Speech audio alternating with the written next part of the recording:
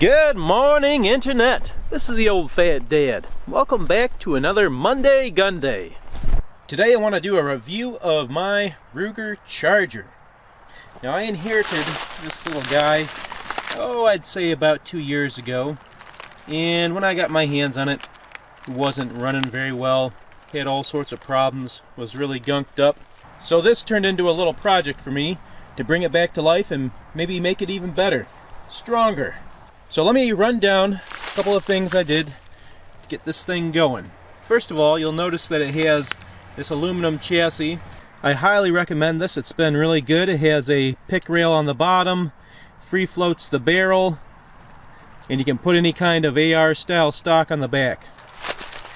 The other big modification, as you can see, this is a jeweled bolt now, is that I sent this off to CPC. And what they did over there is they squared off the bolt face to the barrel, they rechambered the barrel, they redid the trigger, and of course they jeweled that bolt for me.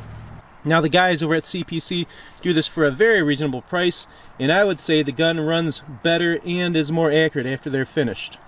The other big change is this barrel by Feddersen.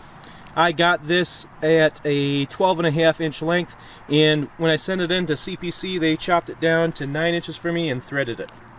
Up top is the Vortex Razor Light Hunter. That is a 1.5 by 8.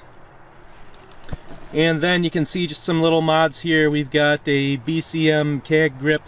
I changed out this grip out here for a MOE grip. And then we've got the good old SBA 3 brace on the back. So let's run this thing hard and see how she does. I've got a plate here at about 10 yards and then 35 yards away for that plate. They are 8-inch plates, and I figure we'll put 5 on the close one and then another 5 on the far one. I think I forgot to add that I do have my Form 1 suppressor on top of this as well. Let's load her up and see how she does.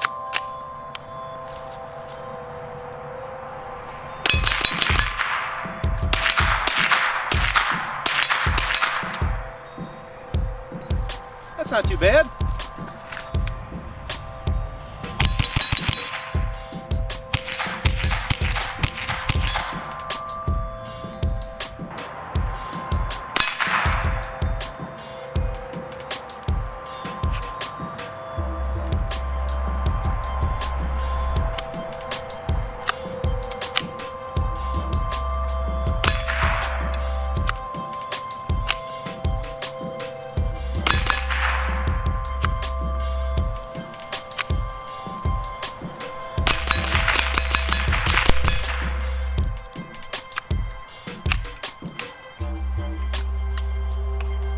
Alright, I got a fresh magazine loaded up here.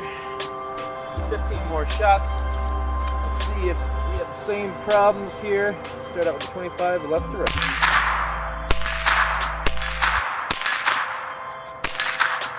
So far, so good.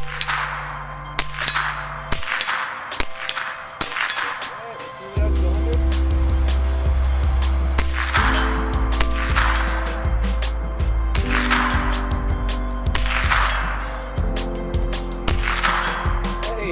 Got them all. I'm not really sure what happened with that other magazine. We sure had a bunch of problems though, but this one ran flawlessly, so not sure what to think of that. Let's move on. Alright, now we're about 10 yards away from our little rack over there with some 6-inch plates. Let's see how fast we can run these plates.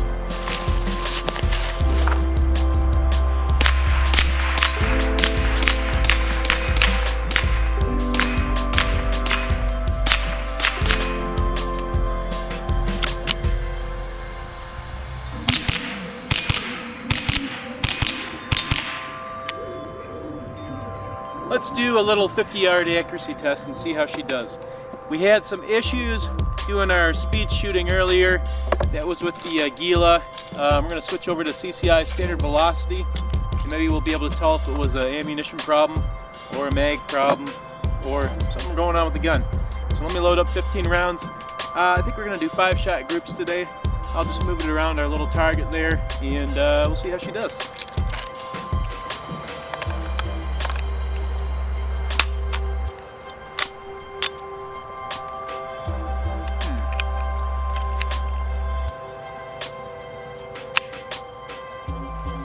feels a little sticky. It might just be that this thing is super dirty and needs to be cleaned. It's a definite possibility as well. Okay, 50 yards. Let's see what kind of groups we can get.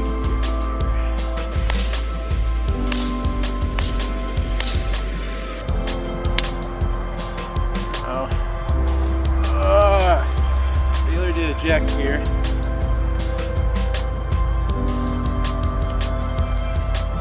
Good shot.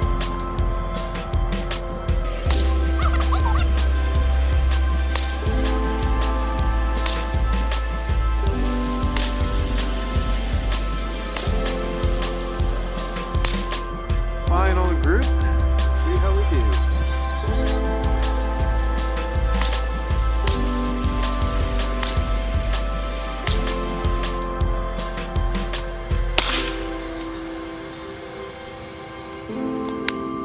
Let's run down there and take a look at what we got. Alright, here are the 3 groups we just shot. Here's our first one, second one, and final group. And at 50 yards, none of these are very good, I would say. This is probably bigger than an inch. Also easily bigger than an inch. And then this last one is probably just a smidge under an inch. But with CCI standard velocity out of a well-tuned gun with an aftermarket barrel, I'm pretty sure we should be getting better groups than this. Well, final thoughts on the old Ruger Charger. I think there's some improvements to be made still. Not sure what I'm going to do yet, but as you can see, the accuracy wasn't the greatest. I was hoping for about half-inch groups at 50, and we're probably averaging over an inch easily. Reliability also was, I think, an issue. To be fair, the scope and the reticle are not really set up for target shooting. As you saw earlier, we did a pretty good job ringing the steel when it was 10, 25, even 100 yards away, standing offhand at bigger sized targets. And we had pretty good speed and target acquisition with the scope, but to be able to really line up a solid string of shots, it might not be the best option. So I'm not sure if I'm going to keep this or change that. And then for the reliability, as you can see, the gun has gotten very dirty. We've probably put about 200 rounds through it today, and with the suppressor up front especially, we're going to get a lot of junk in there shooting this 22 ammo. So it is the end of the shooting right now, and we did start to have the problems towards the end, so it could be the dirty gun is causing that as well. I think that we're going to have to come back and revisit this. I'll do a good cleaning, maybe think about swapping out the scope as well, and see where it goes from there. So if you take accuracy and reliability out of the equation, it is a very fun and comfortable gun to shoot. I'm pretty happy with it as far as that goes. I like the ergonomics on it. Bringing it up and shooting it was very easy, even with the suppressor out top front of it. So as far as that goes, I like the mods and how it's working. I just wish I had a little bit more accuracy and a little bit more reliability. If you'd like to see a list of the parts and links to everything I put on this little Charger here, I'm going to go ahead and link my website at the video description on the bottom. Go ahead and click on that, and it should take you to everything that we have on this bad boy. Thanks again for watching. Consider giving the video a thumbs up and subscribing if you enjoyed it, and we'll see you next time.